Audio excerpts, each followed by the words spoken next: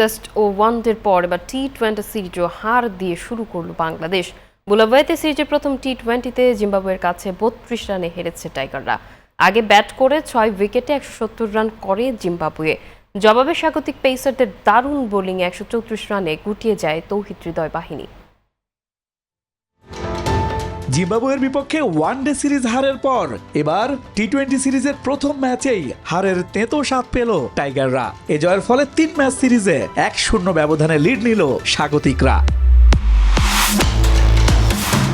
171 রানের টার্গেট তাড়া করতে নেমে শুরুটা ভালো হয়নি বাংলাদেশের। 12 রান করে সাইফ হাসান ফিরলে ভাঙে 25 রানের উদ্বোধনী জুটি। আরেক ওপেনার তানজিদ তামিমও ইনিংস বড় করতে পারেননি।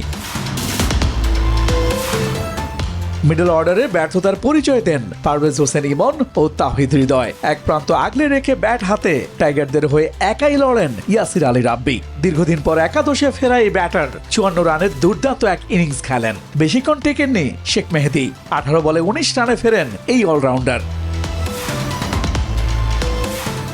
শেষ দিকে সাইফুদ্দিন নাসুমরাও ব্যর্থ ছিলেন। জিম্বাবুয়ের হয়ে 2 পেসার রিচার্ড ও মুজারাবানি নেন 4টি করে উইকেট। এর আগে টস হেরে ব্যাটিংয়ে নেমে জিম্বাবুয়ের শুরুটা হয় দারুণ। 2 ওপেনার শুরু থেকেই আক্রমণাত্মক ব্যাটিং করেন। মারুমানিকে সাজঘরে ফিরিয়ে 37 রানের উদ্বোধনী জুটি ভাঙেন পেসার নাহিদ রানা। 9 বলে 14 রান করেন মারুমানি। ওয়ান ডাউনে নেমে 20 রান করেন ডিয়ন মেয়ার্স। তবে এক পাশে রানের চাকা সচল রাখেন বেনেট। 30 বলে 44 রান করেন এই ব্যাটার। এরপর ছোট ছোট ইনিংসে দলের রানে অবদান রেখেছেন সিকান্দার রাজা, রায়ান বার্রাও।